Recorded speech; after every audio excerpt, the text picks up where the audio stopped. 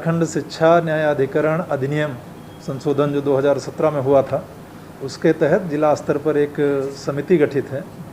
जिसका मैंडेट ये है कि प्राइवेट स्कूल्स का जो फ़ीस स्ट्रक्चर है उसमें अलग अलग मद में उनका क्या फ़ीस स्ट्रक्चर है और प्रत्येक शैक्षणिक सत्र के बाद में उनके जो इंक्रीमेंट होंगे उसके संबंध में उसमें एक अधिसीमा है कि अगर 10% तक की सीमा के अंदर वो फ़ी इंक्रीमेंट करते हैं तो वो अपने स्तर से कर सकते हैं, लेकिन अगर 10% से ज़्यादा, लास्ट ईयर 100 रुपये फ़ीस थी, इस साल बढ़ा के उन्होंने 111 रुपये किया है, तो उनको इस समिति के समक्ष अनुमोदन के लिए वो अपना फ़ीस स्ट्रक्चर प्रस्तुत करना होगा। और समिति गठन के क्रम में उसमें एक चार्टर्ड अकाउंटेंट, 2 निजी विद्यालयों के प्राचार्य और 2 माता पिता जिनके बच्चे प्राइवेट स्कूल्स में पढ़ रहे हैं, उनके सदस्यों का नामांकन किया जाना था। तो उसी में माननीय सांसद और माननीय विधायकगण के प्रतिनिधि आज यहाँ उपस्थित हुए थे, तो आप लोगों की सहमति से हम लोगों ने उन नामों की जो सूची है वो फाइनल की है। इस तरह से समिति गठन आज फाइनल हुआ है। देन फुल कमेटी की जो मीटिंग है नामित सदस्यों के साथ में, वो हम लोग नियम प्रावधान जो इस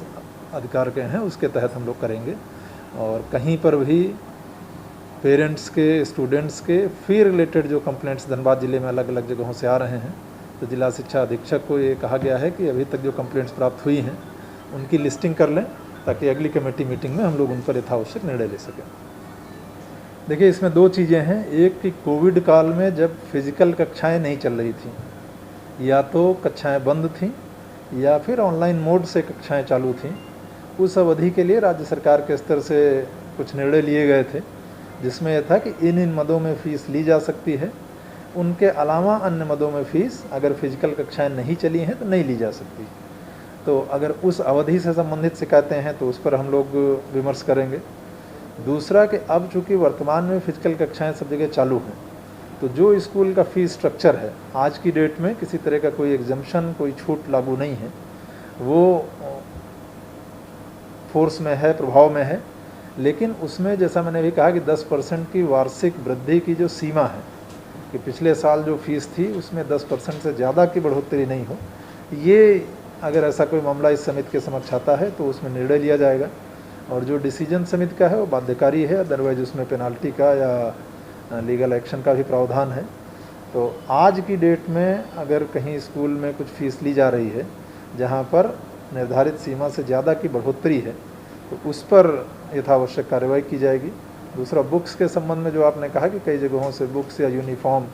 किसी स्पेसिफाइड प्लेस से परचेज़ करने की शिकायतें आती हैं,